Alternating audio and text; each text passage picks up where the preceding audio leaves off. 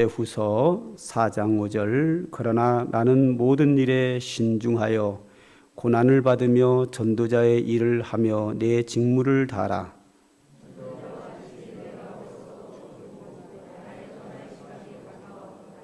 나는 선한 싸움을 싸우고 달려갈 길을 마치고 믿음을 지켰으니 이제 후로는 나를 위하여 의의 면류관이 예비되었으므로 주 곧 의로우신 재판장이 그날에 내게 주실 것이며 내게만 아니라 주의 나타나심을 사모하는 모든 자에게도니라. 아멘.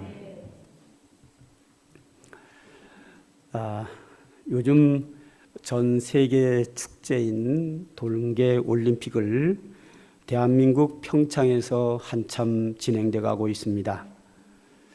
우리나라의 경사이며 축제뿐만 아니라 전 세계인의 잔치가 됩니다. 이 스포츠는 인종을 뛰어넘어서 사람들이 서로 스포츠라고 하는 경기를 통해서 경쟁하면서 함께 하나 되고 함께 즐거워하는 것이 이 운동 경기의 정신입니다.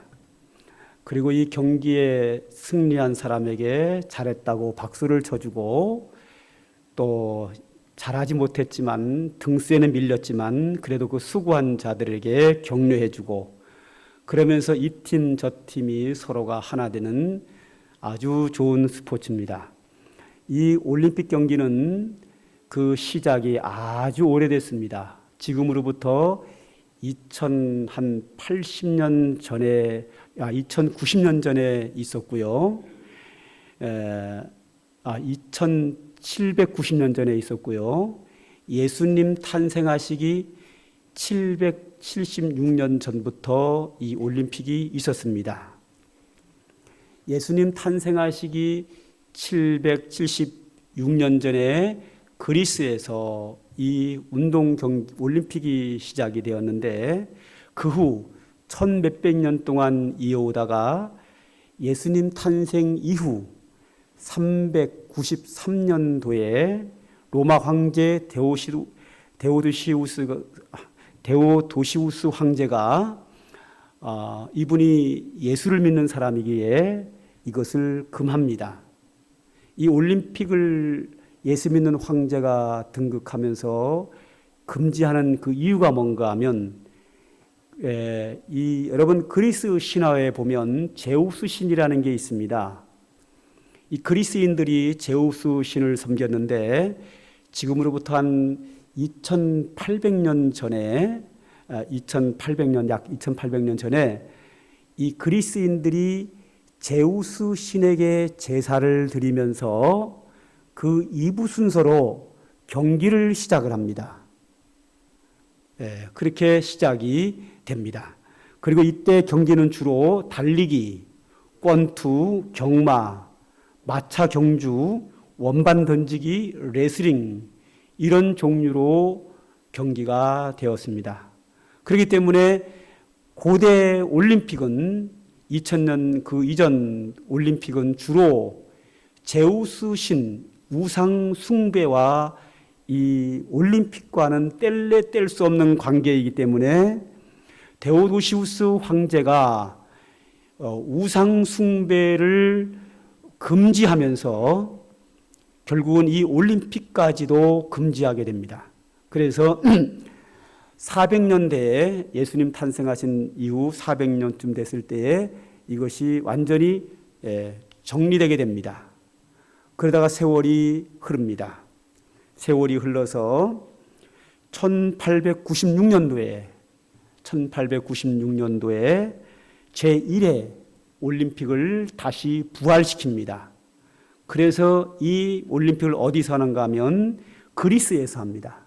원래 그리스에서 1000몇백 년 동안 해왔던 것이기 때문에 그리스 아테네에서 제1회 올림픽을 하게 됩니다. 이 아테네라고 하는 것은 어느 곳인가 하면 사도행전에 바울이 아덴이라고 하는 지역에서 설교를 하면서 그 지역 사람들에게 많은 사람들이 전도하게 되었는데 그 아덴에서 설교할 때 아덴에는 우상이 많았다 하는 이야기가 사도행전에 나옵니다. 이 아덴이라는 이 지역을 영어로 표기하면 아테네라 이렇게 발음하게 됩니다. 원래 발음은 아덴입니다. 예를 든다고 하면 원래 성경에서 나오는 히브리어의 다윗을 발음할 때 다윗이라고 발음하는 게 맞는데 이것이 영어로 표기해서 영어로 읽게 되면 다비드, 아브라함은 에이브라함 이렇게 발음이 달라집니다. 그래서 원래 발음은 성경에 헬라어로 기록이 되었는데 헬라어의 언어 그리스어로는 아덴입니다. 이 아덴이 영어로 표기를 하면서 아테네라고 하면서 발음이 바뀌면서 전 세계인들이 공통어로 주로 영어를 쓰기 때문에 아테네라고 그렇게 불려지지만 실제로는 성경 사도행전에 나오는 아덴입니다. 이 아덴에서 제1회 세계 올림픽이 1896년도에 생겼는데 제가 과거에 성지순례 갔을 때 이 그리스에 갔었습니다. 그리스 아덴 지역에 가서 바울이 그 아덴 언덕에서 설교하던 그 현장도 보았고요. 그리고 거기서 이렇게 내려오면 바로 밑에 아테네 올림픽 경기장이 있습니다. 아주 멋있습니다. 아주 근사하게 지어놓고 거기서 제1회 세계 올림픽을 하게 된 겁니다. 지금 운동장처럼 그렇게 현대시처럼 화려하진 않지만 그 경기장의 웅장함과 견고함은 대단합니다. 지금도요. 그래서 운동선수라고 하면 그 아테네 경기장에서 한번 시합을 한번 하는 것이 운동선수들의 소원이라고 그렇게 합니다. 이렇게 제1회 올림픽이 아테네에서 이루어지고 나서 그 후 30년이 흐르자 그 30년 후에 동계 올림픽이 있었고요. 그러다가 세월이 또 흘러서 1988년에서 서울에서 88 세계 올림픽이 있었습니다. 세계 하계 올림픽이 있으니 또 30년이 흐르면서 대한민국 평창에서 동계 올림픽이 이루어지게 됩니다. 맨 처음 근대 올림픽을 아테네에서 하고 나서 30년 후에 동계 올림픽이 이루어지고 그 세계 올림픽이 서울에서 88년도에 이루어지고 나서 30년 후인 평창에서 똑같은 30년 후에 동계 올림픽을 하게 됐습니다. 우연의 일치로 그렇게 일치하게 되었습니다. 이렇게 올림픽의 역사를 이렇게 제가 간단하게 말씀을 드렸습니다. 자, 그렇기 때문에 오늘 이 성경이 기록된 것은 그리스 문화를 바탕으로 가지고 있습니다. 이 성경이 기록된 이스라엘 나라하고 그리스하고는 바로 옆 동네거든요. 옆 동네다 보니까 이 당시에 올림픽이 한참 활발하게 이루어질 때 이 성경이 기록이 되어서 성경에는 이 올림픽에 대한 이야기가 몇 군데 나옵니다. 몇 군데 나오기는 하지만 성경에서 성도들이 올림픽에 참여했다는 이야기는 전혀 나오지 않고 있습니다. 그 이유는 데오도시우스 황제가 우상 숭배를 금하면서 올림픽까지 금지하게 된 원인이 뭐냐 하면 이 올림픽은 제우스 신에게 제사를 지내고 이어서 경기를 했기 때문에 올림픽은 우상 숭배와 뗄래 뗄 수 없는 관계입니다.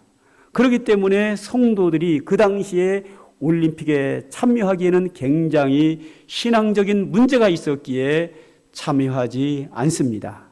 그러나 성경이 무엇인가를 교훈할 때는 그 올림픽 경기를 예화를 들어서 이것을 사용은 합니다. 교훈을 위해서는 사용하지만 성도가 우상 숭배가 있는 올림픽에 참여하는 것은 불가능했기에 성경의 올림픽이라고 하는 운동 경기를 통해서 우리에게 교훈은 하지만 성도가 거기에 참여한다는 이야기는 전혀 나오지 않고 있습니다. 지금 근대에 와서 다시 제1회 아덴에서 세계올림픽이 시작하면서는 이런 우상숭배, 이교도 신앙에 대해서 완전히 사라지고 개막식을 하지요. 지금은요.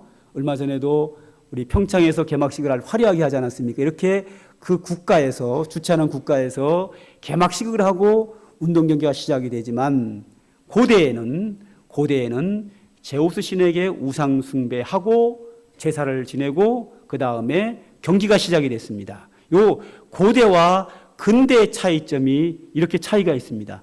그렇게 될 수밖에 없는 게 1894년 96년도에 제1회 아테네에서 운동 경기를 올림픽을 다시 시작할 때는 그 주최하는 사람들이 유럽 사람들이 주최하게 되는데 대부분이 기독교인이기 때문에 당연히 기독교인이 올림픽의 정신을 일으켜서 다시 시작하면서 당연히 이방신에게 제사하는 것은 빠져나가게 된 거죠. 그러면서 이제는 이방신에 대한 문화는 사라지고 순수한 세계가 하나라는 그런 명목으로 5대양 6대주를 해서 5개의 원이 5대주 그 나라의 원 5개를 서로 이렇게 연결시키는 세계가 하나다라는 표시로 올림픽의 표시를 그렇게 만들어서 지구의 축제가 지금도 이루어지고 있습니다. 자, 오늘 본문에는 그 올림픽이 이방 신에게 제사하고 운동 경기가 있었기 때문에 성도가 그 경기에 참여했다는 이야기는 나오지 않지만 그 당시의 문화인 그 올림픽을 예로 교훈으로 따다가 오늘 우리에게 교훈하고 있는데 무엇을 교훈하고 있는가 하면 예수 믿는 사람들이 신앙생활을 할 때는 경기하는 자가 올림픽에서 열심히 다름박질하듯이 그렇게 우리가 믿음 생활을 해야 되며 올림픽의 선수가 힘있게 달려가는 것처럼 우리가 하나님의 나라를 위해서 헌신하고 충성해야 된다라는 것을 올림픽을 예화로 우리에게 교훈하고 있습니다. 오늘은 이 올림픽을 예화로 교훈하는 것 3가지를 볼 텐데요. 첫째로는 어떤 교훈을 여기서 하시는가 하면 믿음의 선한 싸움은 달리기 하는 경주와 같다라는 것을 교훈하고 있습니다. 7절을 보죠. 나는 선한 싸움을 싸우고 달려갈 길을 마치고 믿음을 지켰으니 그럽니다. 운동선수가 끝까지 달려가듯이 또한 권투 선수가 끝까지 경기를 하듯이 마차를 타고 달리는 경기 선수가 목적지까지 달려가듯이 우리의 신앙의 선한 싸움, 믿음의 신앙생활, 하나님의 나라를 위한 충성과 헌신은 끝까지 해야 된다 하는 겁니다. 이것을 기록한 사람은 사도 바울인데 사도 바울은 당시에 자기가 죽는 날짜를 알고 있었습니다. 신령에서 알고 있었던 건 아니고요. 이 당시에 바울은 로마에서 복음을 전하다가 감옥에 갇혀서 로마 황제에게 사형을 당하도록 이 결정이 났습니다. 그래서 사형 날짜가 잡혀 있었고 사형 날짜가 점점 다가오고 사형 집행 날짜가 눈앞에 다가왔을 때에 디모데 후서를 기록해서 그 당시에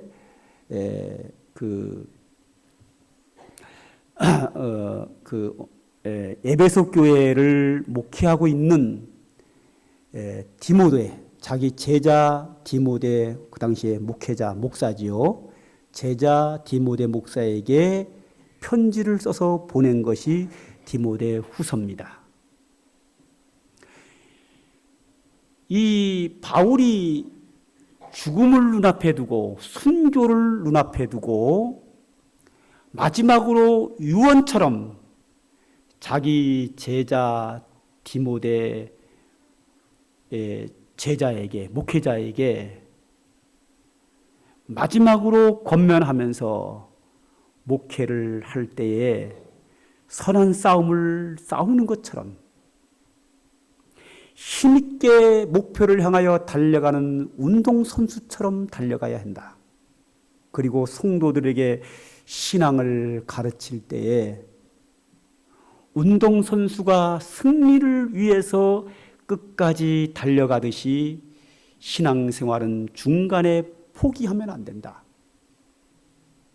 그 당시에는 이렇게 나는 선한 싸움을 싸우고 달려갈 길을 마쳤다라고 이 말을 하게 된 배경이 뭔가 하면 그 당시에 박해 시대에 바울 자신이 하나님의 나라를 위해서 헌신하며 일하다가 로마 황제에게 사형 집행 얼마 전에 기록을 하면서 그 당시에 믿음을 지킨다고 하는 것은 하나님의 나라를 위해서 일한다고 하는 것은 순교를, 죽음을 각오하는 시대였습니다. 그래서 바울은 나는 선한 싸움을 싸우고 달려갈 길을 달려가고 믿음을 지켰다라는 고백을 하고 교훈하면서 로마에서 목이 잘려 사형을 당하여 순교하게 됩니다. 그런데 오늘날 우리에게는 이런 무서운 박해는 오늘 우리에게는 없습니다. 세상 사람들에게 약간의 미움받는 정도이지 우리가 예수 믿는다고 해서 복음을 전한다고 해서 막 감옥에 가고 막 사형시키고 이런 시대는 분명히 아닌 게 분명합니다. 오늘 우리에게는 사탄이 순교를 요구하고 우리에게 강하게 핍박을 하고 박해하는 시대가 아니라 요즘은 사탄이 우리를 유혹할 때에 우리의 신앙을 무너뜨릴 때에 세상의 달콤한 유혹으로 유혹하는 시대입니다. 지금은 세속화의 시대입니다. 사탄이 우리를 박해하고 핍박하지 않습니다. 지금은 세상 것들, 육체가 좋아하는 것들 여러 가지를 통해서 오늘 우리를 유혹하고 있습니다. 우리로 하여금 죄악에 빠지도록, 우리로 하여금 시험에 빠지도록 유혹하는 시대에 살고 있습니다. 바울이 선한 싸움을 싸우고 달려갈 길을 달려가는 운동 경기자처럼 박해 시대에 목숨을 걸고 달려갔지만 오늘 우리에게서는 그렇지 않습니다. 오늘 우리에게는 여전히 우리도 운동 선수처럼 쇼트트랙 선수처럼 빙판 위를 칼날을 발에 달고 힘있게 달려가는 선수처럼 우리는 사탄이 세상의 달콤한 유혹으로 우리를 유혹할 때에 그 유혹을 바라보고 그 달콤한 유혹에 우리가 빠져서 시험에 들지 말고 하나님의 나라를 위하여 복음을 전하고 기도하고 충성을 위해서 오늘 우리는 달려가야 합니다. 지금은 박해 시대가 아니라 세속화 시대입니다. 사탄이 우리를 세속으로 우리를 유혹하는 시대이기 때문에 사탄이 어떠한 달콤한 것으로 우리를 유혹한다 할지라도 우리는 달리는 경주자처럼 믿음의 분명한 선을 가지고 하나님의 말씀에 따라서 힘있게 달려가는 성도로서 살아야 될 줄로 믿습니다. 오늘 이 경기를 통해서 우리에게 주시는 두 번째 교훈은 멸관을 향하여 경주하자 하는 겁니다. 8절입니다. 이제 후로는 나를 위하여 의의 면류관이 예비되었으므로 주 곧 의로우신 재판장이 그날에 내게 주실 것이며 내게만 아니라 주의 나타나심을 사모하는 모든 자에게도니라 그랬습니다. 여기 보면 달리기 선수에게 주어진 상급이 면류관입니다. 지금은 면류관을 주는 게 아니라 메달을 줍니다. 금메달을 줍니다. 그럼 이 면류관과 메달의 가치가 뭐지요? 메달과 이 면류관 그 자체의 가치는 아주 없습니다. 예를 들어서 이 당시의 면류관은 두 가지 면류관입니다. 하나는 금면류관, 금면류관은 금으로 만든 면류관인데 왕이 쓰는 겁니다. 순금으로 됐습니다. 그래서 아주 비싸죠. 이 금으로 만든 금면류관은 요한계시록에 여러 번 나옵니다. 여기에 나오는 것은 금면류관을 말하는 게 아니라 월계관을 말합니다. 월계수 나무를 가지고 널계수 이파리를 가지고 이 월계수 나무로 이렇게 만들어서 우승자에게 1등자에게 그것을 씌워줍니다. 그런데 지금은 월계수 나무로 만든 관을 쓰는 게 아니라 메달을 목에다가 겁니다. 월계수 나무로 만든 관 가치 없지요. 부서지고 아무 가치가 없습니다. 지금 올림픽 경기에서 금메달을 딴 그 메달 자체는 별 가치가 없습니다. 왜냐하면 저는 그 금메달 이만한 게 금으로 됐는 줄 알았어요. 나중에 알고 봤더니 금이 아니라 쇠로 됐는데 겉에만 금으로 도금했다 그러더라고요. 겉에 금만 살짝 입혔어요. 녹슬지 않게 빛나게. 그래서 그거 뺏겨봐야 뭐 한 돈도 안 되는 거 그거 몇십만 원 되지도 돈 몇 푼 되지도 않습니다. 금메달 그거 녹여봐야 그 가치는 돈 10만 원 될까 말까 한 아주 가치 없는 겁니다. 그런데 운동 경기 선수는 그 메달을 따기 위해서 수많은 해 동안 엄청나게 훈련을 하고 인생을 거기다가 붓고 힘써서 애쓰고 경기합니다. 그 이유는 금메달의 가치는 메달 자체에 있는 것이 아니라 그 메달이 상징하는 그 가치가 있는 거죠. 메달의 상징이 뭐죠? 우승했다는 거거든요. 그 당시에 월계관을 썼다는 얘기는 뭐냐면 그 종목에서 1등이라고 하는 월계관을 쓴 자는 1등이라고 하는 영광이 주어지는 거예요. 4년 동안은. 그런데 현대의 금메달은 그 쇠붙이 자체는 별 가치가 없는 거지만 그 메달을 목에 거는 순간 전 세계 인구가 75억인데 75억 인구 중에서 그 종목에 한해서는 4년 동안은 뭐예요? 1등이라는 거예요. 75억인 중에서 1등이라는 거예요.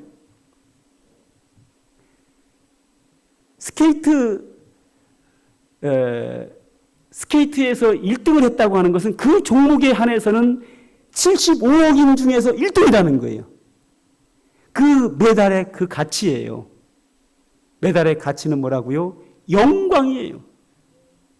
쇠붙이의 가치가 아니라 그 메달을 목에 건 사람은 당신은 세계에서 1등입니다. 세계에서 가장 그 종목에 대해서는 뛰어난 사람이라고 하는 그 가치가 그 메달 안에 있는 거죠. 그 영광이 있는 거죠. 그래서 그것이 소중한 겁니다.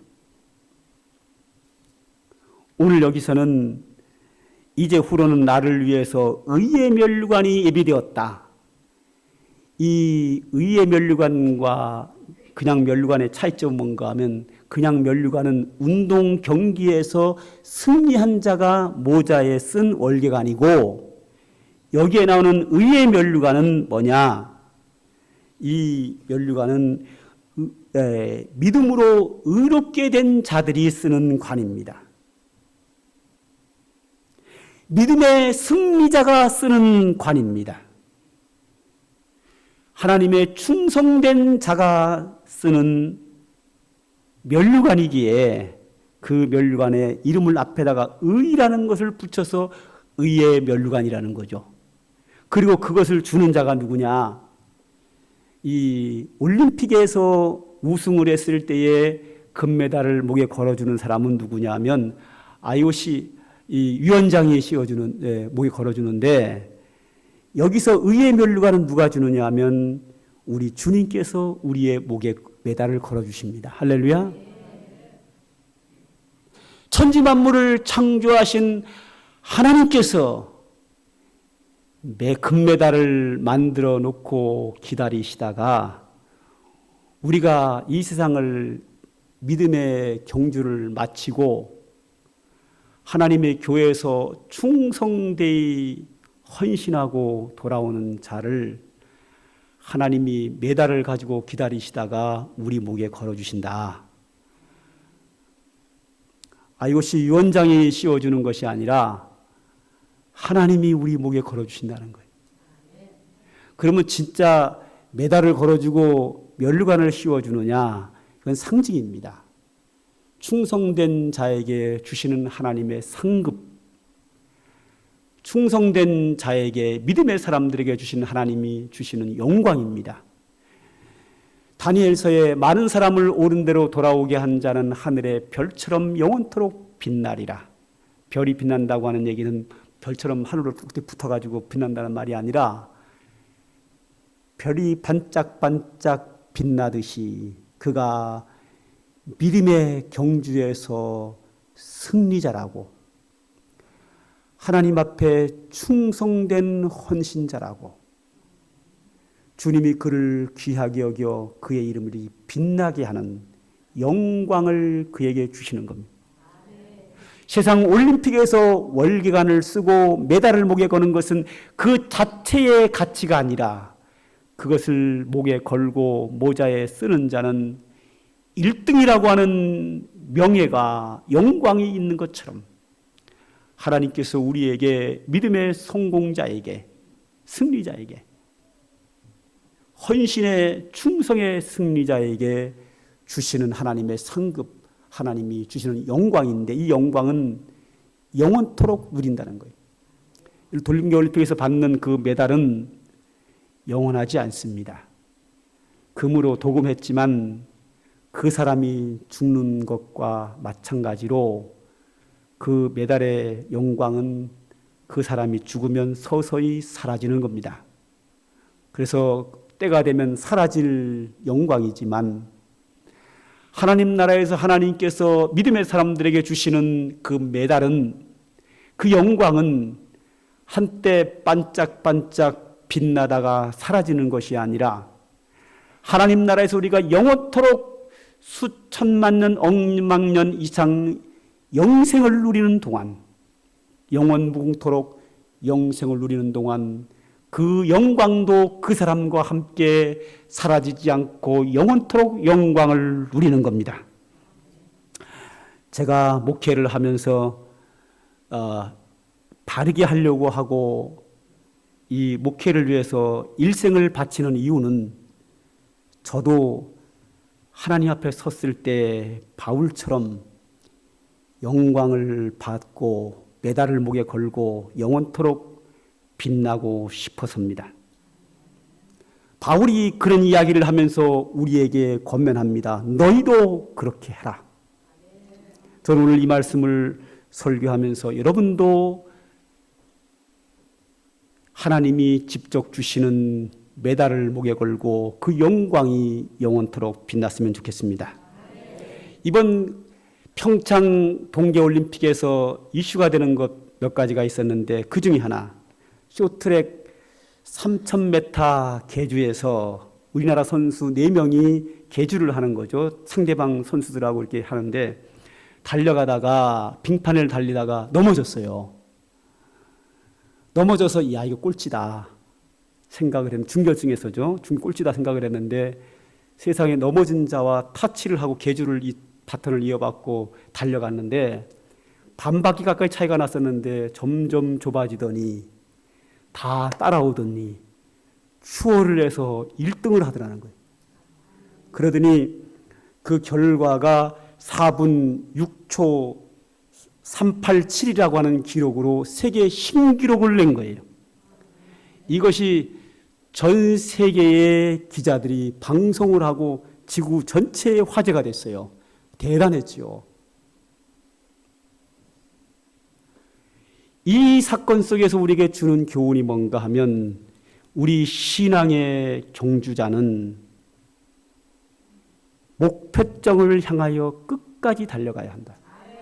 멸관을 바라보고 달려가야 한다 하는 교훈을 주고요. 또 하나 어떤 교훈이 있나 하면 최민정 선수가 500m 그 쇼트랙에서 2등으로 은메달을 딴 거예요. 그런데 결승에 도달하기 전에 옆섬을 이렇게 밀더라고 슬쩍. 요게 이제 걸려가지고 탈락이 돼서 꼴찌가 돼버렸어요. 즉 경기하는 자는 법대로 해야 합니다. 오늘 우리가 디모데 후서 4장을 봤는데 2장을 한번 보죠. 한 장 넘겨서 2장 5절에 보면 이렇게 나옵니다. 2장 5절 경기하는 자가 법대로 경기하지 아니하면 승리자의 관을 얻지 못할 것이며 2등으로 들어왔지만 1등으로 들어왔다 할지라도 경기하는 자가 법을 어기면 규칙을 위반하면 실격을 당하고 탈락이 돼요. 꼴찌가 되는 거예요. 아예 등수에도 못 들어가요. 탈락이에요. 그냥.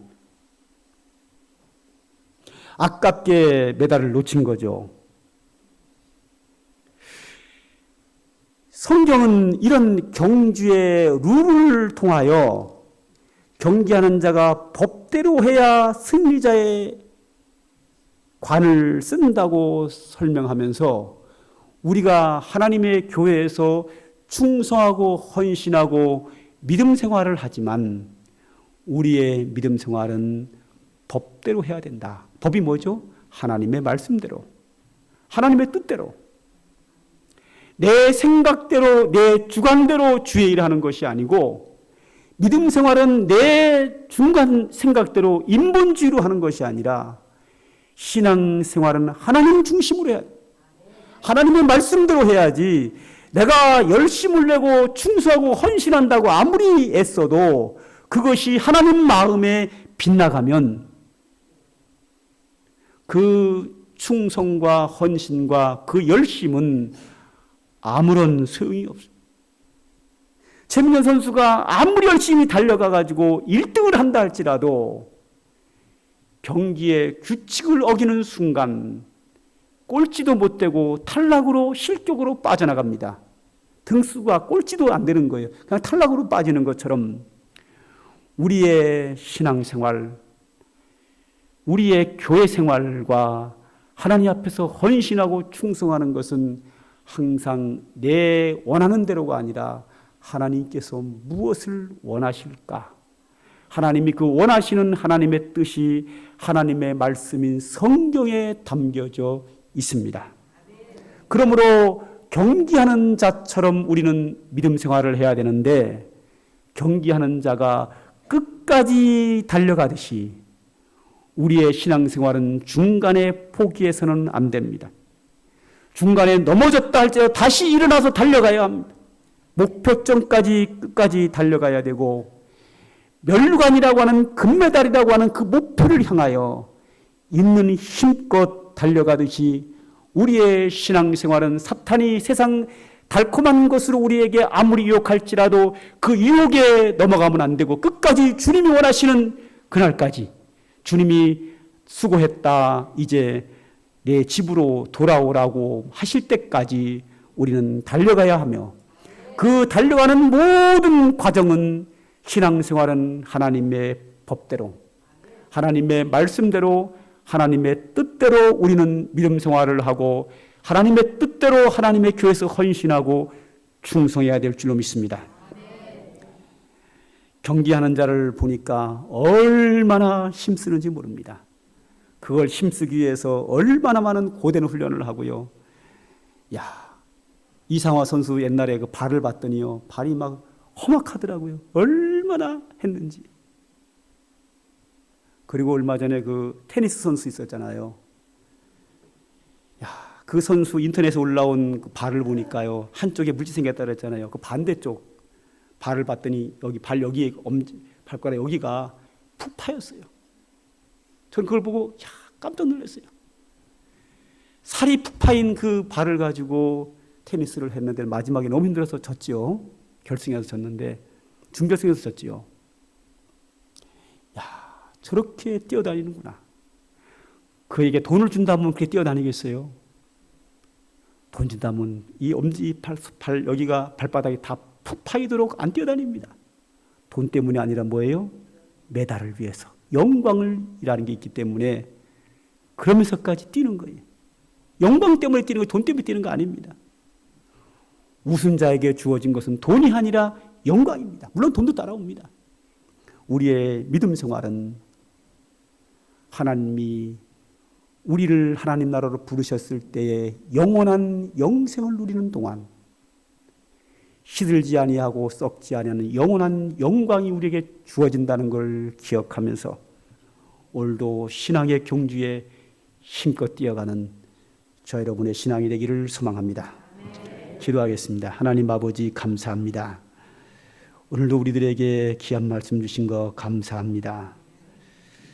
우리가 이렇게 신앙생활해도 되는지 싶습니다. 경기하는 자를 바라보면서 오늘 말씀을 기억하면서 우리가 이렇게 신앙생활해도 되는지 오늘 말씀 앞에서 우리 자신들을 반성합니다. 하나님 우리를 긍휼히 여겨 주시옵소서.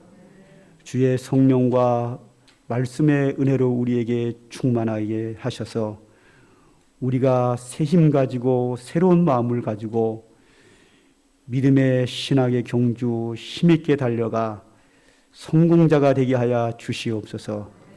하나님께서 우리를 부르실 때 하나님 앞에서 칭찬 듣는 잘했다 칭찬 듣는 그날을 바라보면서 영원한 상급과 영광을 바라보면서 오늘도 신앙의 경주에 우승자가 될 수 있는 우리 모두가 되도록 성령께서 역사하여 주시옵소서. 감당케 하여 주시옵소서.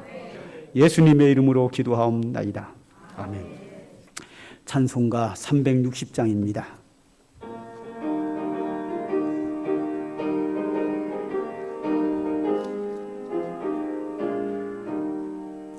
행